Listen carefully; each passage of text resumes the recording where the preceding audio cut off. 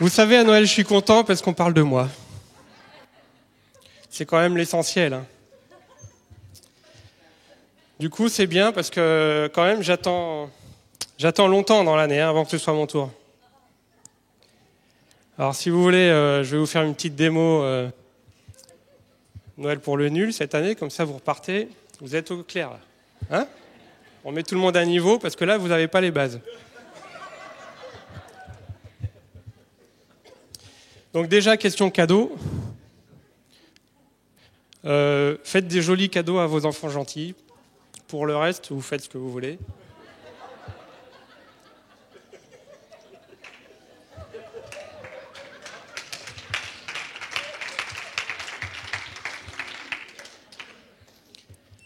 Bon, on va raconter une petite histoire. C'est l'histoire de comment je suis arrivé là quand même.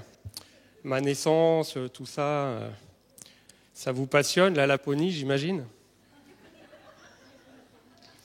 Alors pour commencer... Ah, je suis allé un petit peu trop loin. Voilà. En fait, mon personnage préféré, qui est moi-même, il faut remercier Coca-Cola quand même. Béni soit-il. Parce que c'est grâce à Coca-Cola que j'ai été connu internationalement, on va dire. Parce qu'en 1931, ils ont fait une grosse campagne mondiale de publicité pour expliquer que sans Coca-Cola, le Père Noël, il ne peut pas distribuer les cadeaux sur toute la planète, c'est pas possible. Il a besoin de son shoot de boissons sucrées. Alors c'est plus trop un argument de vente aujourd'hui, mais boissons sucrées, buvez du sucre et tout. Bon, à l'époque, c'était vendeur. Donc en fait, ça vient de là, mais bon, Coca-Cola a quand même pas tout inventé, parce qu'il s'est servi de quelques contes qui ont été écrits par des auteurs américains pour les enfants au XIXe siècle, qui reprennent le personnage qui est moi-même en fait. On va continuer à parler de moi. Et qui, le 24 au soir, passe distribuer des cadeaux aux enfants parce que c'est fun. Et puis, ça fait des jolies histoires que ces auteurs-là racontaient à leurs enfants. Et les enfants ont dit, fais-nous, dessine-moi un Père Noël, tout ça. Donc ça date du 19e. Sauf que ces auteurs-là, ils n'ont pas sorti du chapeau comme ça un personnage un peu curieux. Ils l'ont sorti de Saint-Nicolas. Saint-Nicolas qui est... alors, c'est très intéressant de lire ce que Wikipédia, la Bible de la connaissance, nous dit sur ce fameux personnage.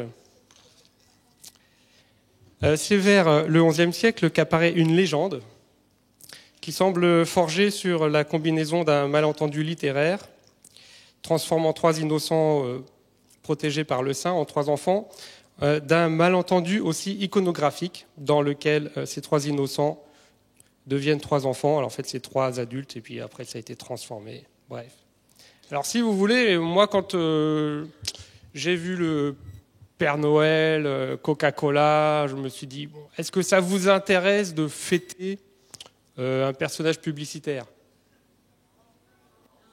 Moyennement. Hein. Mais bon, ce personnage publicitaire, quand même, il transmet quelque chose. Il dit, ben voilà, on a de quoi avoir un remontant. Là, on a quelque chose, on a une force qui peut venir nous aider à faire ce qu'on a à faire. Et là, moi, bon, pourquoi pas ? Je veux bien fêter un truc qui donne de la force, quoi.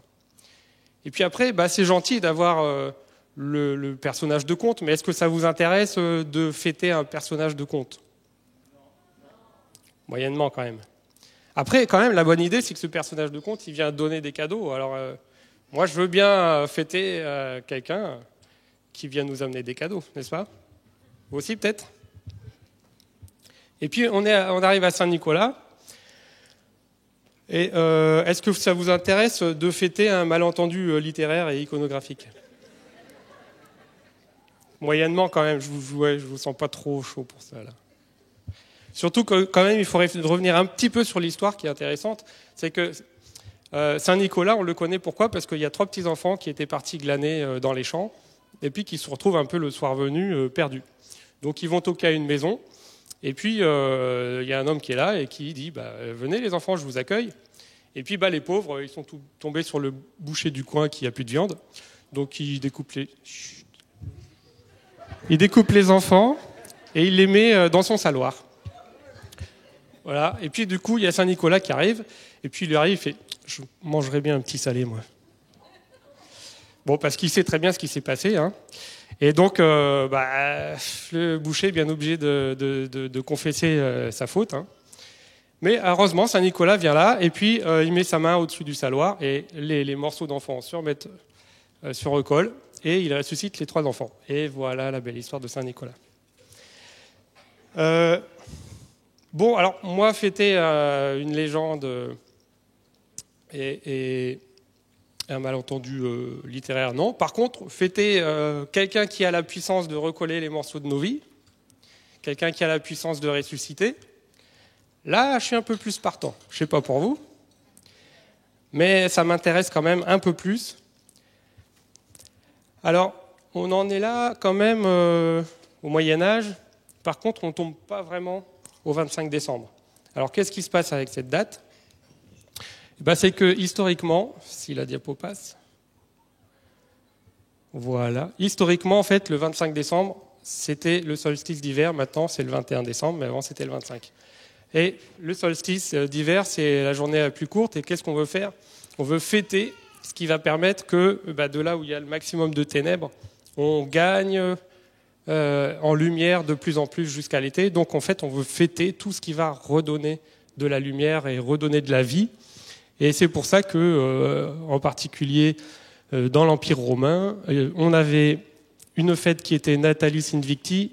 On fêtait le Sol Invictus, c'est-à-dire le soleil invaincu. On disait, là c'est le soleil, jamais il ne s'arrête de revenir, rien ne peut le vaincre. Et c'est lui qui nous amène la lumière, donc on va lui faire sa fête. Et c'est un empereur Aurélien, qui en 274, dit, voilà, maintenant il y a plein de trucs qui sont fêtés à ce moment-là, mais nous, on va se focaliser, on va en prendre un, ça va être lui, et on va fêter le soleil invaincu. Bon, moi, fêter le soleil, c'est pas trop mon truc, je sais pas pour vous, mais c'est pas encore une idée qui me tente trop. Par contre, fêter quelque chose qui nous ramène la lumière, ça moi, je suis partant, quand même. Et puis, à cette époque-là, excusez-moi, mais je mange ma barbe, c'est pas très agréable. Eux, ils n'ont rien inventé, les Romains. C'était Mitra, à l'époque, qui est une divinité solaire, là aussi, qui fait gagner la lumière sur les ténèbres. Et puis, on trouve à ce moment-là tous ceux qui veulent, c'est-à-dire, il y a du Bouddha, il y a du Krishna, il y a plein d'autres fêtes païennes. Mais pourquoi est-ce qu'on en est arrivé à fêter, nous, Jésus, en fait, à côté du fait que... À chaque fois, ça saute de diapo, excusez-moi. À côté du fait qu'il y a aussi une fête intéressante en fin d'année qui est Hanouka chez les Juifs, qui fête vraiment une fête qui s'appelle la fête des Lumières, qui est une fête intéressante parce qu'en fait, le peuple avait été privé du temple de Jérusalem où ils allaient adorer leur Dieu. Et là, ils fêtent ce jour où ils ont pu retrouver le temple, le purifier et reprendre leur adoration. Et là, ils font la fête des Lumières, c'est-à-dire on retrouve la lumière parce qu'on retrouve Dieu et on retrouve la relation à Dieu et on retrouve la possibilité de l'adorer.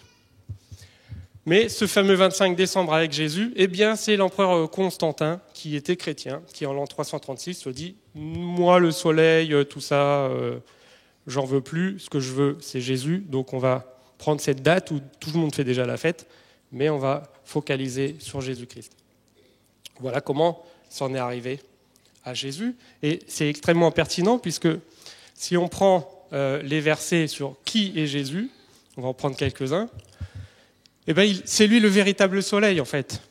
Nous, on a une étoile qui éclaire la Terre, super. Sauf qu'il y en a des milliards d'autres étoiles. C'est pas très intéressant. Sauf que la Bible nous dit, par exemple, dans Malachie 3,20, « Pour vous qui craignez mon nom, le soleil de justice se lèvera et la guérison sera dans ses rayons. » Jésus-Christ, il est le vrai soleil qui éclaire nos vies et qui nous donne la guérison. En Jean 8, 12, on lit « Jésus leur parla de nouveau et dit « Je suis la lumière du monde. Celui qui me suit ne marchera pas dans les ténèbres, mais il aura la lumière de la vie. Et c'est aussi dit en Jean 1,9, et puis il y a d'autres passages qui disent « Cette lumière était la véritable lumière, et qui en venant dans le monde éclaire tout homme. » Quand Jésus est venu, c'est lui la vraie lumière qui éclaire tout homme. Ce n'est pas un autre personnage, ce n'est pas un autre Dieu. Il est aussi le véritable invaincu, puisque Matthieu 28,18 nous dit « Jésus s'étant approché, leur parla ainsi, tout pouvoir m'a été donné dans le ciel et sur la terre. » Et quelque divinité que ce soit, elle est toujours immensément inférieure au Dieu Tout-Puissant et à Jésus-Christ, qui est l'incarnation de Dieu venu sur terre, comme on va le fêter ce 25. Et puis d'autres versets qui nous disent « C'est celui qui apporte la guérison des cœurs. Il m'a envoyé pour guérir ceux qui ont le cœur brisé. Il guérit ceux qui ont le cœur brisé et il pense leurs blessures. » Alors on n'est pas avec le Saint Nicolas qui recolle les morceaux de trois enfants. Mais chacun de nous, il veut venir pour nous guérir. C'est sa promesse et c'est ce qu'il fait véritablement. Et c'est aussi lui qui a la puissance de résurrection. Dans Jean 11, on lit « C'est moi qui suis la résurrection et la vie. Celui qui croit en moi vivra, même s'il meurt.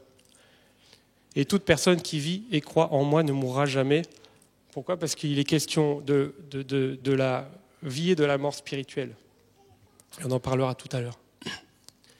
Jean 17, 1, 2 nous dit aussi « Jésus leva les yeux au ciel et dit « L'heure est venue, glorifie ton Fils afin que ton Fils te glorifie. » Et ça, c'est avant qu'il aille à la crucifixion.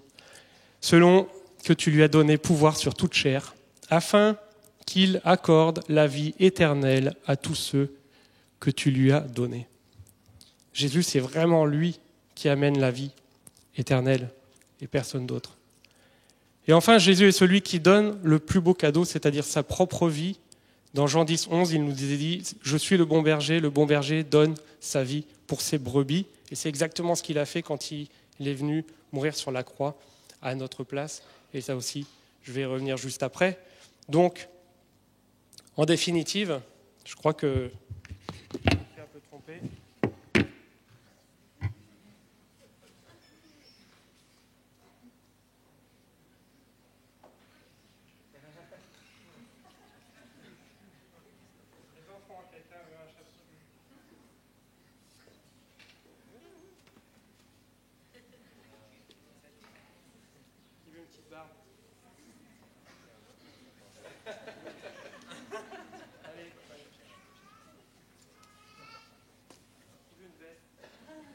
Là, les enfants, ça va être un peu grand.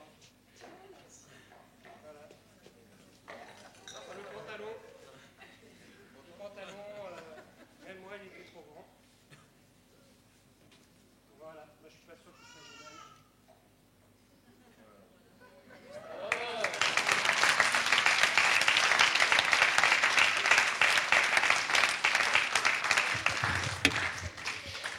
Alors, on fête qui aujourd'hui ?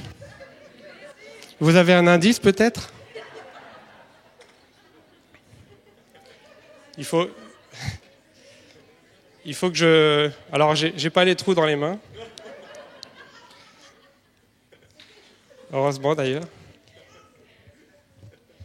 Mais on va aller un petit peu plus loin pour parler de qui est vraiment Jésus et qu'est-ce qu'il a vraiment fait. Maintenant que on se rend compte quand même que c'est un peu de lui dont on parle aujourd'hui. Alors la première question c'est, Jésus c'est bien, mais est-ce que c'est... Pardon, encore des bouts de barbe. Est-ce que c'est encore un autre mythe ? Est-ce que c'est encore un autre mythe ou est-ce qu'il a vraiment vécu ? Alors là aussi, il m'a passé deux d'un coup. Je vais vous dire un petit peu quelles sont les sources. Voilà. Chaque fois, il passe une diapo en trop. Voilà. En fait, quand on regarde les sources qu'on a sur qui est Jésus, de manière historique, et ce qu'ont fait les premiers chrétiens, on a d'abord les sources chrétiennes qui ont été écrites très très tôt, c'est-à-dire dans les années 50-70, avec les évangiles, dont deux qui ont été écrits par des gens qui ont connu Jésus lui-même, donc on peut s'imaginer qu'ils savent de quoi ils parlent. Il y a tous les 27 livres du Nouveau Testament, qui ont été écrits entre l'an 50 et 90, donc c'est là aussi très très proche, et toute l'Église primitive qui était là, c'est-à-dire des milliers de personnes qui ont connu Jésus pour de vrai, et qui après ont pu lire ce que les auteurs dans le Nouveau Testament ont pu écrire. Forcément, s'il y a eu quelque chose de faux, il se serait vite fait corriger, j'imagine, parce que les gens étaient au courant, les gens ont vécu les choses, les gens étaient là avec Jésus et ont transmis ce qu'ils ont vécu avec lui. On a aussi des sources non chrétiennes avec plusieurs historiens grecs, plusieurs historiens romains, qui ont tous vécu soit quasiment en même temps, ou soit quelques décennies après, et donc ils savent aussi très bien de quoi ils parlent. Et puis il y a aussi des sources juives comme Joseph, qui est assez connu, qui est un historien qui a vécu juste après Jésus. Lui, il est arrivé, il était en plein dedans. Et même le Talmud, donc, qui est la référence pour les Juifs dans tout ce qui est les explications de la Bible hébraïque, eh bien, parle de Jésus. Et en fait, personne ne remet en cause que Jésus a existé, même ceux qui sont contre lui-même. Ceux qui sont contre Jésus ne disent pas « il n'a pas existé ». Et jusqu'à en arriver à Larousse, qui cette année dit encore que on peut difficilement faire une biographie très très détaillée de ce qu'il a vécu. Par contre, on est toutefois capable de reconstituer les principaux moments de son existence. Donc voilà, tout historien raisonnable, honnête, ne peut pas remettre en cause que Jésus a vraiment existé. Alors, ça va toujours trop vite. Je vous fais un tout petit résumé rapide de ce qu'on peut savoir sur sa date de naissance, qui n'est pas le 25 décembre. Mais c'est intéressant de se dire qu'il a existé à un moment donné, et est-ce qu'on peut avoir des éléments qui peuvent nous dire finalement c'est plus à ce moment-là ou pas. Et bon, je ne peux pas aller dans le détail aujourd'hui, je pense qu'il m'aurait fallu 4 ou 5 heures. Je crois que vous voulez manger ce midi, donc je ne vais pas trop traîner. Simplement, on va prendre quelques versets bibliques et quelques informations historiques, juste pour tomber sur quelque chose, pour voir si ça vous semble cohérent. Matthieu 2.1 nous dit que c'est au temps d'Hérode. Hérode est mort en -1, donc ça va être avant, c'est facile. Tous les historiens du 1er siècle situent la naissance de Jésus entre l'an -3 et l'an -2. Eux, ils sont d'accord. Luc 1.2 nous dit qu'il est né pendant un grand recensement, alors que Cyrenius gouvernait la Syrie vers -3, -2. Et il y a même Justin Martyr, qui a vécu entre 100 et 165, qui dit « Bethléem est un bourg dans la terre de Judée situé à 35 stades de Jérusalem. C'est là que le Christ est né, et vous pouvez vous en assurer par les tables du recensement que leva en Judée Cyrenius. » Voilà, on ne peut pas faire plus clair, quoi. Ensuite, on voit que dans Luc 2.8, il y a des bergers qui passent la nuit dehors avec les troupeaux. Bon, alors ça, c'était pas au mois de décembre. C'était pas l'hiver qui restait dehors avec leurs troupeaux, c'était d'avril à octobre. Et puis on a une indication intéressante avec Jean-Baptiste, qui dans la Bible arrive un petit peu avant Jésus et lui ouvre le chemin et qui va prêcher aussi l'arrivée du Messie. Et lui, si on prend le fait que son père Zacharie était sacrificateur, je vous fais pas toute l'histoire, on arrive avec une date de sa naissance qui est en mars -3. Et Luc 1.36 nous dit « Jésus est né 6 mois après ». Ça nous fait en septembre, -3. Jusque-là, on est tout à fait cohérent. Et puis, il y a l'histoire des mages qui arrivent et qui arrivent en disant « On a vu l'étoile du roi des Juifs ». Ils sont forts quand même. Ils sont très forts. Ils arrivent, ils savent déjà que ce qu'ils ont réussi à lire dans ce qui se passe dans le ciel correspond au fait qu'il y a le roi des Juifs qui arrive. Et comment ils en arrivent à cette conclusion ? C'est parce que, il y a toute... on va dire, toutes des conjonctions, des mouvements d'étoiles et de planètes dans le ciel qui vont correspondre à des prophéties bibliques. Et puis, ces mages-là sont très au courant de toutes les prophéties juives, puisqu'il y a eu toute la déportation des Juifs à Babylone, en Mésopotamie. Et puis, et Daniel aussi, un personnage de l'Ancien Testament très important, qui a vraiment marqué énormément tout ce qu'on voit dans l'Ancien Testament, on le voit à cette époque-là, pendant la déportation, qui marque beaucoup les mages et les astrologues de cette contrée-là. Et donc, eux, ils arrivent et ils voient des signes célestes. Et quand on prend un passage dans Apocalypse 12 qui décrit quelque chose de symbolique, en fait, ça correspond vraiment, vraiment de manière très exacte à des positions de certaines planètes, certaines étoiles dans le ciel. Et donc c'est comme ça que, pas Apocalypse, parce qu'il n'avait pas encore, mais c'est des manières de décrypter le lien entre des prophéties qui sont dites d'une manière, on va dire, symbolique, et la réalité de ce qu'on peut voir dans le ciel. Écoutez, avec ces alignements et ces conjonctions, etc., ces positionnements d'étoiles, on arrive au 11 septembre, -3. Et puis on a un autre texte dans l'Ancien Testament qui peut décrire la conception de Jésus comme étant arrivé le 24 qui se lève 3578, c'est le calendrier hébraïque qui correspond au 11 septembre -3. C'est-à-dire qu'il a été conçu en décembre -4. Et puis les mages qui arrivent, eux, plus tard. Parce qu'en fait, ce qu'il faut savoir, c'est que les mages ne sont pas arrivés le jour de la naissance. Eux, ils arrivent et puis ils disent « Ah, il y a une étoile qui s'est arrêtée au-dessus de Bethléem ». Et en fait, quand on regarde ce qui se passe, c'est Jupiter qui était vraiment bien visible, qui a une espèce de mouvement, il part et il revient, de manière, voilà, ce qu'on voit.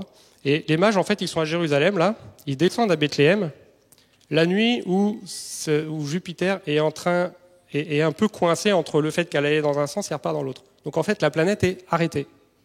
Et elle est arrêtée au-dessus de Bethléem parce qu'eux, ils sont au nord, ils descendent vers le sud et qu'ils voient cette étoile. Et ça arrive le 25 décembre, -2. Ce qui explique pourquoi, quand les mages repartent, Hérode veut tuer tous les enfants qui ont moins de 2 ans. Et pourquoi pas 2 jours? S'il était arrivé à la naissance, il aurait juste pris, malheureusement, les enfants qui étaient très jeunes. Mais là, pourquoi 2 ans? Parce que ça fait déjà 1 an et demi. Et en fait, quand les mages arrivent voir Jésus a déjà 1 an et demi. Ce qui fait que, si on peut passer à la suite, pas trop vite, voilà, on fait des allers-retours. Voilà. Alors cette fameuse image, on voit les rois mages en même temps que les bergers et tout ça, on supprime les 3 autres, et puis on actualise un petit peu l'histoire, là, quand même. Hein.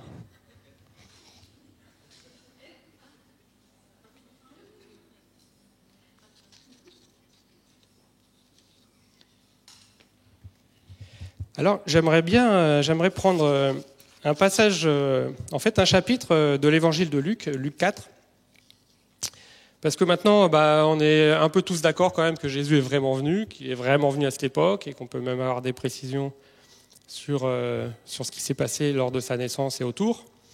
Mais pourquoi est-ce qu'il est venu? C'est pas un mythe. Il est venu sur Terre. La Bible n'arrête pas de parler de sa venue. Et pourquoi? Donc on va voir un peu qu'est-ce qu'il a pu accomplir de si spécial et comment ça peut aujourd'hui vraiment nous toucher, nous impacter, et comment c'est pas juste quelque chose qu'on fait qui a eu lieu il y a 2000 ans, mais qui a une réalité aujourd'hui qui va vraiment nous parler. Alors, que fait Jésus? À partir de Luc 4, on va tirer plusieurs enseignements de ce qu'il est venu faire. Alors, il est encore parti un cran trop loin. Jésus annonce l'arrivée d'un royaume, du royaume de Dieu. Dans Luc 4, 43, Jésus leur dit « Il faut aussi que j'annonce aux autres villes la bonne nouvelle du royaume de Dieu, car c'est pour cela que j'ai été envoyé. » Bon, alors du coup, il vient et il a une mission. Cette mission, c'est d'annoncer un royaume. Et c'est le royaume de Dieu. Alors on va voir un petit peu qu'est-ce que ça veut dire. C'est pour ça qu'il a été envoyé. Alors une fois qu'il nous dit qu'il nous fait cette annonce, en fait, il nous explique en quoi ça consiste. Dans Luc 4, il nous est dit « L'Esprit du Seigneur est sur moi parce qu'il m'a oint pour annoncer une bonne nouvelle aux pauvres. Il m'a envoyé pour guérir ceux qui ont le cœur brisé. Et pour proclamer aussi aux aveugles le recouvrement de la vue. Pour renvoyer libres les opprimés. Pour publier une année de grâce du Seigneur. » Ça, c'est ce qu'il résume quand il nous explique la mission qu'il est venu accomplir. Et alors du coup, ça peut nous questionner quand même, parce que on est dans quelque chose de très proche de nous-mêmes. Qui n'a pas eu le cœur brisé?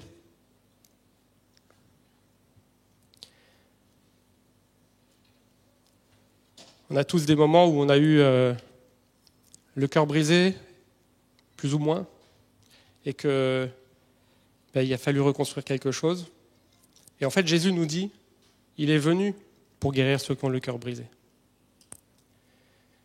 Et si je peux témoigner, en fait, c'est ce qui m'est arrivé il y a quelques années. J'ai vécu, pour moi, la pire trahison qui était possible de subir. Et ça, j'ai eu l'impression d'avoir le cœur qui était éparpillé en 1000 morceaux. C'est extrêmement douloureux. C'est une épreuve terrible. Vraiment, on ne sait pas comment on va s'en sortir, tellement la peine est immense. Et en fait, qu'est-ce qui m'a permis, moi, de recoller les morceaux ? C'est de rester confiant en Jésus. C'est de savoir que même s'il m'arrive la pire chose que je voulais absolument éviter dans ma vie, lui, il reste bon. Et il veut me relever. Il veut guérir mon cœur, il veut guérir mon âme, et il veut que je retrouve la paix, il veut que je retrouve la joie. Et tout ça, c'est le processus dans lequel il m'a emmené. Et personnellement, j'en témoigne. Il veut guérir, il est venu guérir les cœurs brisés, et je peux vous dire que c'est vrai. C'est vrai. Et je pense que je ne suis pas le seul à l'avoir vécu ici. Alors, il est venu proclamer aux captifs la délivrance. Bien sûr, on peut se retrouver parfois comme... on peut se sentir coincé un peu dans notre vie. On peut se sentir coincé dans un travail, dans une situation compliquée. Et Jésus est venu parce qu'il veut nous libérer de ce qui nous coince, nous enferme de nos vies. Alors il est venu aussi redonner la vue aux aveugles. Et ce n'est pas seulement quelque chose de physique. Il veut qu'on retrouve, nous, la vue sur notre vie. Il veut nous donner une vision d'espérance. Et des fois, on se retrouve, on ne voit pas ce qu'il y a devant nous, ou on voit que des choses négatives. On ne sait pas comment on va s'en sortir. Mais Dieu a toujours une solution. Jésus est venu pour nous montrer cette solution, nous donner la force d'avancer dans la vision qu'il nous donne. Il veut nous rendre la vue sur qui nous sommes, sur quelle est notre situation, sur qui est Dieu lui-même. Et en ayant cette vision renouvelée, on peut avancer avec lui. Et puis il vient renvoyer libres les opprimés. On peut aussi être dans des situations où on se sent oppressé, que ce soit au travail, quelque chose d'autoritaire sur nos vies, des choses aussi où on sent une lourdeur, on sent une oppression.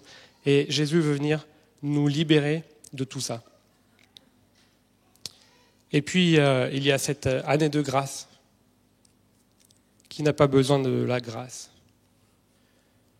La grâce, c'est ce qui va amener l'amour au lieu de la haine.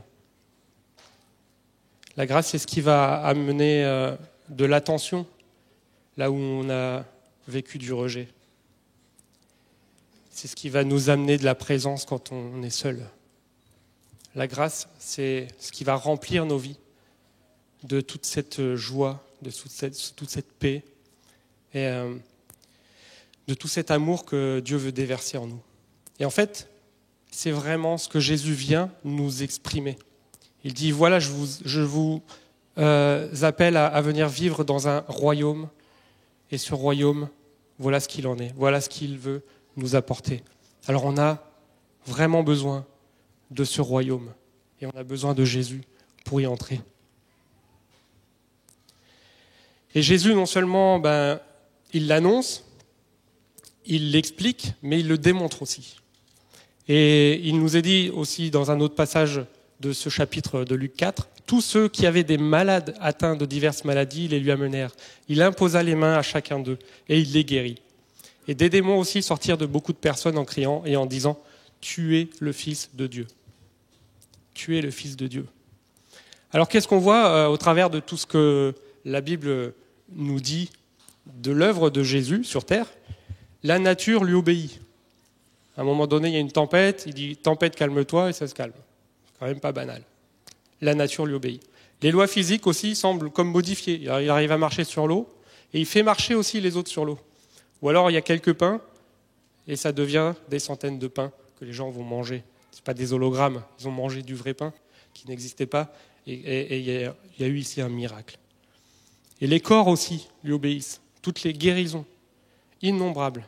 Comme on voit là, tous ceux qui avaient des malades ramènent les malades et il les guérit. C'est incroyable, ça devait être vraiment, vraiment incroyable de voir ça sous ses yeux.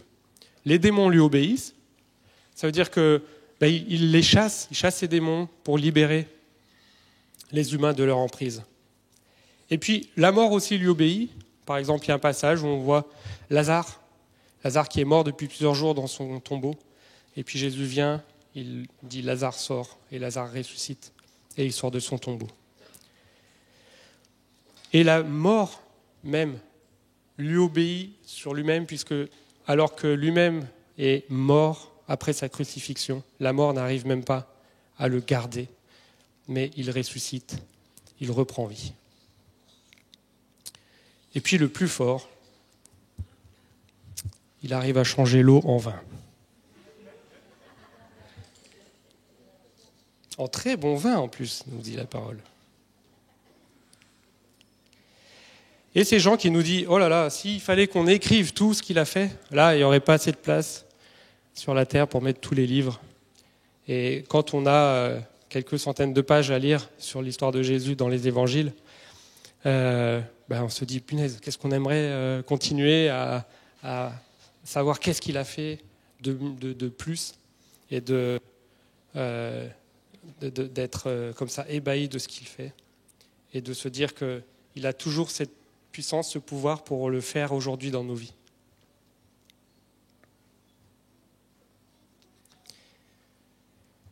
Alors pourquoi une telle démonstration de puissance? C'est pour prouver qu'il est Dieu lui-même. Et sa plus grande œuvre, c'est vraiment d'amener le salut. Amener le salut, oui, guérir des corps, amen. Que tout le monde soit guéri, c'est génial. Mais si tout le monde guérit et meurt en étant définitivement coupé de sa présence, là, on a raté l'essentiel. Mais l'essentiel, c'est vraiment de trouver la relation à Dieu, ce Dieu qui nous amène à un royaume de grâce, un royaume de vie, un royaume de lumière.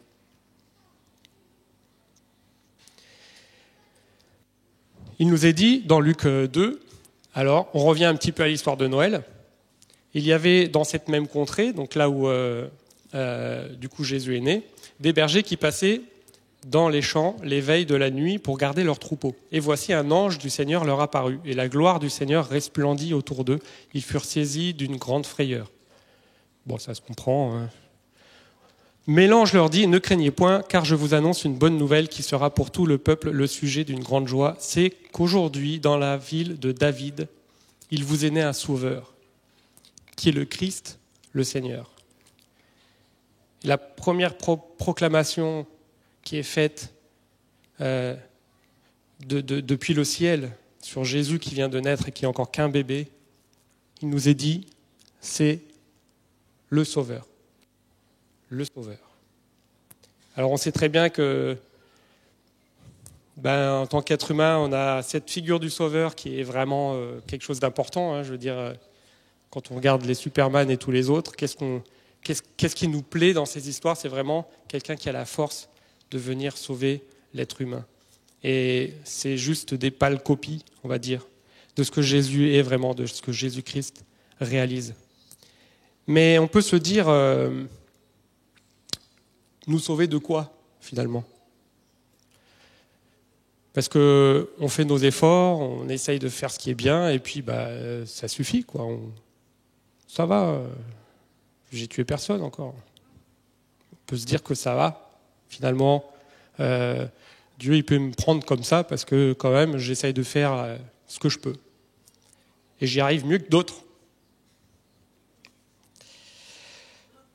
Alors, on va lire un petit passage dans Romains 3, pardon. Dans une version qui est parole vivante. Parce qu'en fait, je pense que c'est la meilleure manière de comprendre pourquoi on a besoin, de quoi on a besoin d'être sauvé, pourquoi on a besoin de Jésus. En fait, de comprendre quelle est notre véritable état par rapport à Dieu qui, lui, est 3 fois saint, qui est vraiment sans péché, sans mal. Il est vraiment parfait. Et nous, par rapport à lui, que nous dit l'apôtre Paul dans ce passage ? Il n'y a pas de juste, pas même un seul.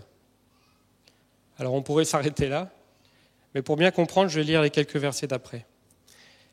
Il n'y a pas d'homme sensé capable de comprendre, pas un qui cherche sérieusement Dieu. Tous ensemble, ils se sont fourvoyés et corrompus. Ils sont devenus inutilisables pour Dieu. Aucun ne fait le bien, pas même un seul. Ce qu'ils disent fait penser au relent d'un sépulcre ouvert. Voilà, ça fait mal quand même, hein ? Leur langue sème la tromperie. Elle est chargée de mensonges. Ce que profèrent leurs lèvres est aussi dangereux que du venin d'aspi. Leur bouche est pleine de malédictions et d'amertume. On n'y trouve que jurons et paroles amères. Leurs pieds sont agiles quand il s'agit de répandre du sang. La désolation et le malheur jalonnent leur route derrière eux. Ils laissent la misère et le trouble. Ils ne connaissent pas le chemin qui mène à la paix. Respecter Dieu, cela ne leur vient pas à l'idée. Révérer Dieu n'a pas de sens à leurs yeux. Aucun d'eux ne prend Dieu au sérieux. Alors on peut se dire, c'est quand même un tableau un peu sévère et on est meilleur que ça. Il n'empêche que c'est très simple. Dieu a posé des règles de vie comme étant les règles que nous devons respecter parce qu'elles sont bonnes pour nous et pour les autres. Et si on dévie, si on n'applique pas ces règles à nos vies, on se retrouve de facto dans la position qui est un peu décrite ici, et d'être à côté de la plaque. Alors, une des règles, les 10 commandements, vous les connaissez peut-être, une des règles, c'est « tu ne porteras pas de faux témoignages contre ton prochain ». Alors, qui a déjà menti ? Alors, ceux qui ne lèvent pas la main sont en train de mentir. Comme ça, c'est posé, je pense qu'on est tous d'accord. On ne va pas se cacher les choses.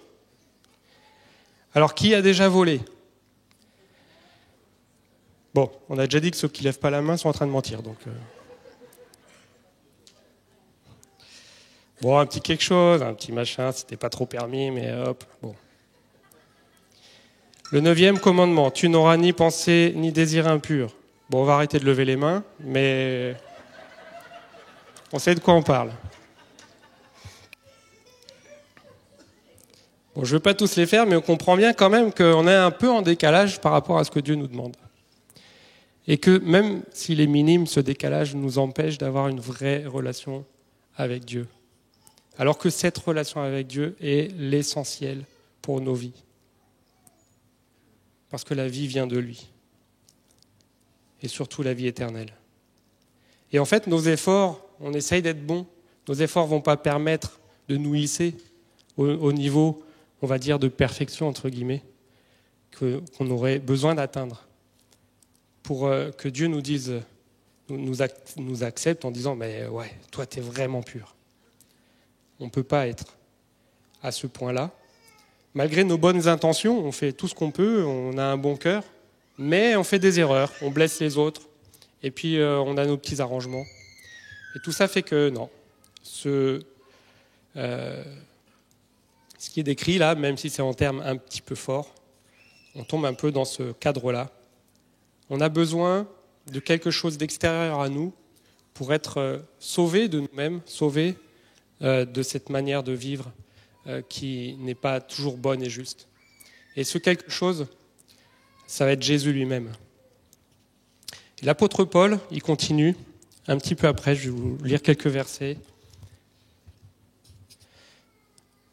Mais maintenant, il nous a été dévoilé comment être en règle avec Dieu sans avoir accompli ce que la loi commande. Dans le temps présent, nous a été révélé une manière comment être déclaré juste, indépendamment des œuvres légales, c'est-à-dire on veut pas juste essayer comme on peut de faire ce que la loi nous demande, les règles que Dieu a données, mais Dieu nous attribue cette qualité de juste à titre gracieux. C'est juste cadeau. Et à Noël, comme je mettais tout à l'heure, si on a des enfants un peu casse-pieds, on va quand même pas leur donner un vélo avec des roues carrées. Et Dieu, c'est pareil avec nous. On est un peu casse-pieds, mais il nous donne le meilleur. Il nous donne le salut, il nous donne la vie de Jésus-Christ, même si on ne le mérite pas.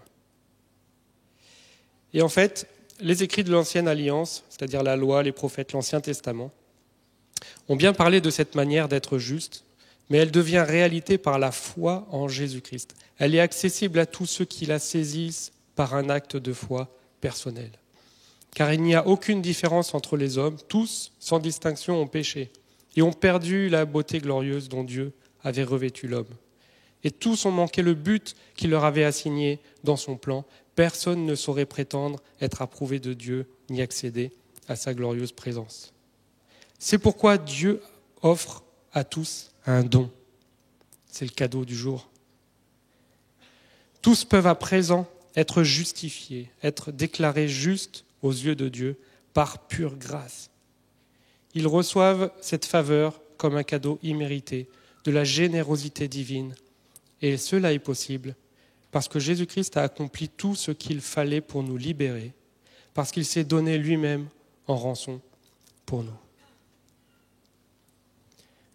Et ce message de Noël qui est la venue de Jésus, c'est le message du salut, comme un don que Dieu nous fait pour nous réconcilier avec lui. Et c'est la manière dont il nous demande de prendre position face à notre vie et face à Dieu qui nous appelle avec son amour, avec sa grâce, à venir le rejoindre dans une relation qui est profonde, dans une relation qui guérit, dans une relation qui nous apporte la lumière, dans une relation qui nous permet de nous transformer et d'être réconciliés. Et ce que Dieu nous appelle vraiment à vivre, c'est d'être réconciliés et transformés. Et j'aimerais qu'on entende un témoignage justement de ce que Jésus peut faire dans nos vies, en sachant que je pense qu'on serait nombreux ici, comme j'ai pu le faire courtement sur ce que j'ai pu vivre, à porter des témoignages de guérison de notre corps, de notre cœur, de nos relations, de tout un tas d'aspects de tous les domaines de nos vies que Dieu a guéris. Je vais juste laisser la place à Arnaud, vous pouvez l'accueillir, qui va nous présenter ce que Dieu a fait, Jésus a fait dans sa vie.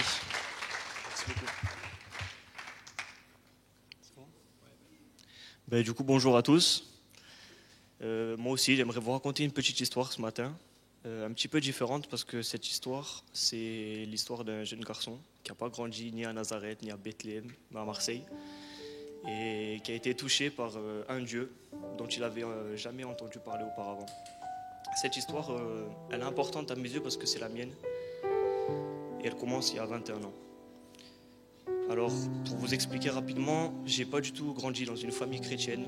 J'ai jamais entendu parler de Dieu, que ce soit à la maison, à l'école ou dans mon entourage. J'ai jamais entendu parler de Jésus. Pour vous la faire un peu courte, j'ai mes parents qui se séparent très tôt. Je suis séparé de ma mère aussi à l'âge de 6 ans parce qu'elle a des soucis de santé plutôt graves et elle est hospitalisée pendant 4 ans. 4 ans, c'est long pour un enfant. Et durant ces années, je me construis avec une forme de vide, une forme de manque à l'intérieur de moi. Et quand je la retrouve à l'âge de 10 ans, j'ai l'impression que tout va aller mieux. Elle sort de l'hôpital, elle est guérie.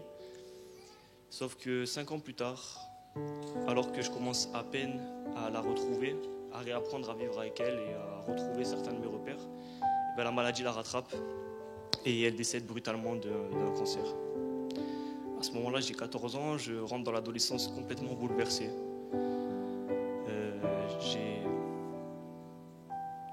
le sentiment que la vie n'est pas juste. Comment vous expliquer ? Dans la tête d'un garçon de 14 ans, quand on perd sa mère de cette manière-là, c'est compliqué.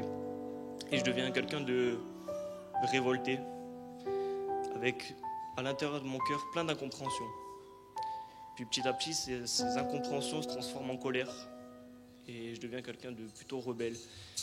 J'extériorise à ma manière, je deviens quelqu'un d'agressif, quelqu'un de violent et je fais plein de mauvais choix. Je commence à traîner avec des personnes plus âgées que moi, avec qui je fais des tas de bêtises. Je commence à voler, je commence à mentir, je commence à fumer, à boire, à sortir, à me battre dans la rue. Et tout ça, je me dis que c'est pas bon pour moi. Le masque, il est où? Alors, à l'âge de 18 ans, je prends la décision de quitter la maison, de quitter cet environnement qui est nocif pour moi, en espérant trouver mieux ailleurs. Et donc, je passe mon bac, je vais voir mon père, et je dis écoute, papa, voilà, c'est terminé, je ne peux pas rester ici. Je m'en vais. Et j'atterris ici à Montpellier. Je pense que les choses vont Le s'arranger. masque que j'ai posé sur la droite? Je me retrouve seul pour la première fois. Et Parle je plus le vis fort. très mal en réalité. Je le vis très mal et je tombe dans une sorte de dépression, ouais, on peut dire ça comme ça. Je tombe dans toutes sortes d'addictions, notamment l'alcool. Je bois énormément, 1 à 2 litres d'alcool fort chaque jour. Je continue de sortir, je continue de fréquenter des mauvaises personnes. Je sors en boîte, même pas pour faire la fête, ni pour oublier quoi que ce soit, mais pour me battre, pour extérioriser la colère Répète s'il te plaît, que j'avais Yuli, dans mon je cœur. t'entends pas depuis tout. Et à ce même moment, en fait, je fais la rencontre d'un gars qui devient très vite mon ami. Ce garçon-là, il est chrétien. Et c'est la première fois de ma vie que j'entends parler de Dieu. Et très vite, on discute, on échange. Et il me parle de Jésus. Il me parle de Jésus, mais c'est pas tant ce qu'il me dit qui me touche, c'est qui il est.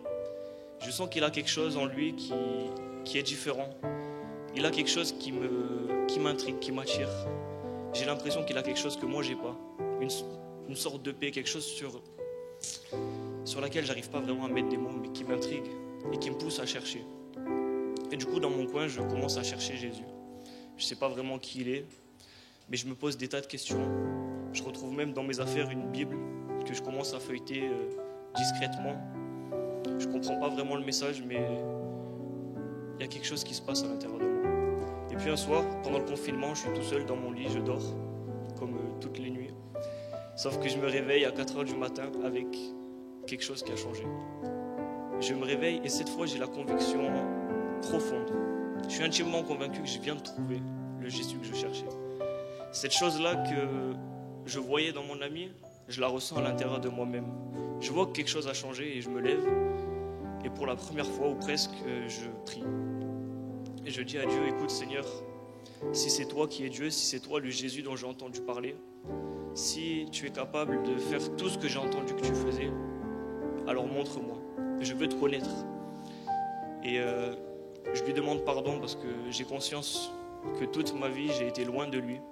Toute ma vie, j'ai fait des choses qui allaient à l'encontre de ce que lui voulait pour moi.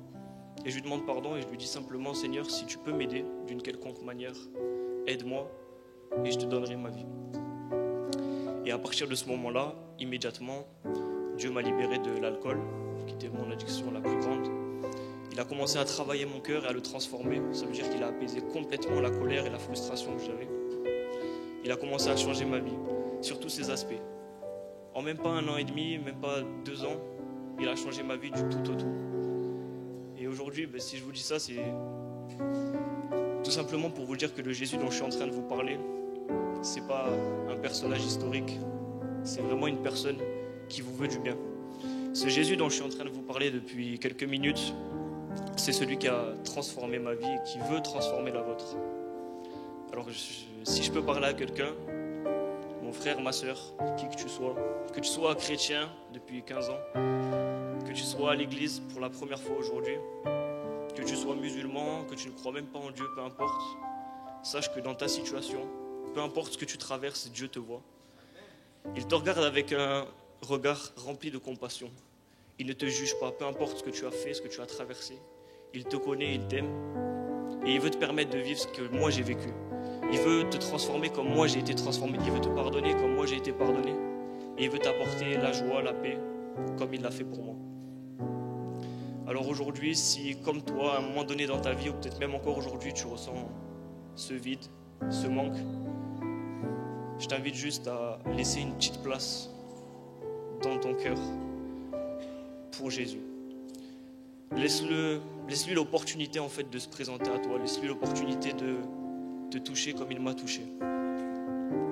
Parce que je t'assure qu'il changera ta vie pour toujours. Et tu n'as rien à payer pour ça.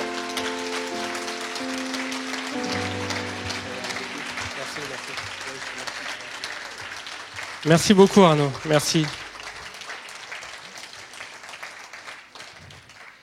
C'est du vécu, c'est du réel. J'aimerais juste qu'on prenne un petit instant, qu'on ferme les yeux, qu'on réfléchisse à ce qui nous est proposé ce matin et revenir sur ces cadeaux, cet échange de cadeaux qu'on fait à Noël. Et en fait, j'aimerais ce matin, ceux qui sont déjà à vivre avec Dieu une relation, qu'on puisse se poser la question, mais qu'est-ce que je n'ai pas encore donné à Dieu dans ma vie? Qu'est-ce que j'ai gardé sous mon contrôle? Qu'est-ce que je ne veux pas lui donner parce que j'ai l'impression que je vais perdre? Et qu'on puisse faire cette démarche de se dire, mais non, je veux vraiment donner toute ma vie. Que ce soit dans mon travail, dans mes relations, dans ma famille, dans vraiment tous les domaines. On peut avoir des choses qu'on tient encore, qu'on ne veut pas lâcher, parce qu'on a l'impression qu'on va perdre. Mais en fait, si on donne quelque chose à Dieu, c'est lui qui va le prendre en charge, c'est lui qui va s'en occuper, et on va recevoir bien plus que ce qu'on donne. Et ce matin, simplement, si vous avez dans le cœur quelque chose que vous voulez offrir à Dieu en disant oui, vraiment, je veux te le donner comme un cadeau, mais je sais que en retour, je reçois de ta part. Voilà, juste vous pouvez lever la main pour dire, voilà, moi je fais cette démarche ce matin, je veux donner cette chose à Dieu que je veux garder, mais je sens que je n'ai pas la paix. Mais Seigneur, viens prendre ça dans mon cœur. C'est comme un bout de votre cœur que vous ne vouliez pas lâcher. Que vous dites si, maintenant je te le donne. Et prends-le et gère ça comme tu sais si bien le faire. Je ne veux pas garder quelque chose pour moi. Je veux t'offrir vraiment tout mon cœur, toute ma vie.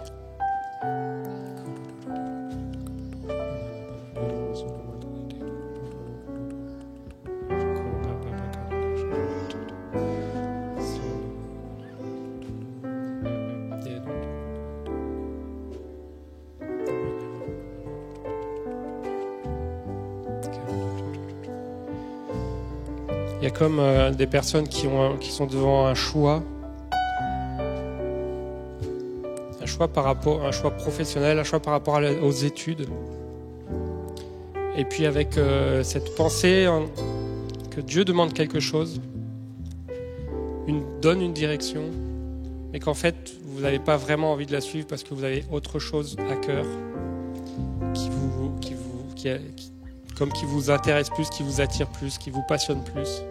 Vous dites, mais Seigneur, pourquoi il faudrait que j'aille dans cette direction qui m'intéresse moins?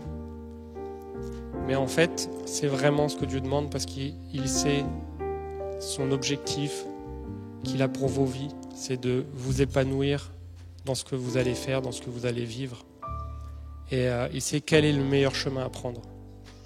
Et si des fois, on a l'impression que les choses ne sont pas linéaires, c'est parce qu'il veut aussi, au fur et à mesure de notre marche, il veut nous transformer et nous faire comprendre des choses.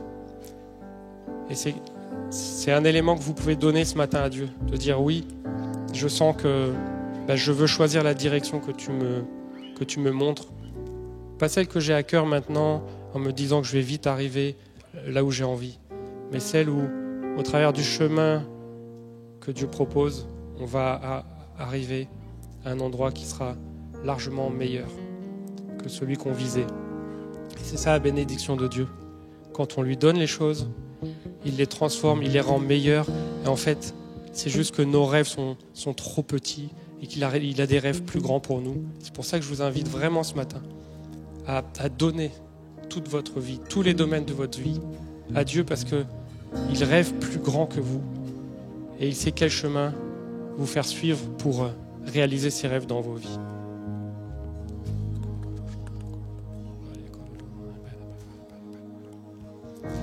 Et puis, si comme moi, vous avez été touché à nouveau par ce témoignage d'Arnaud, qu'on est nombreux ici à pouvoir bien retranscrire dans notre propre vécu cette différence que Dieu fait une fois qu'on le rencontre, une fois qu'on accepte Jésus-Christ. Bien, je veux vous inviter à faire cette démarche ce matin si vous ne l'avez pas encore faite. Vraiment donner votre vie à Jésus.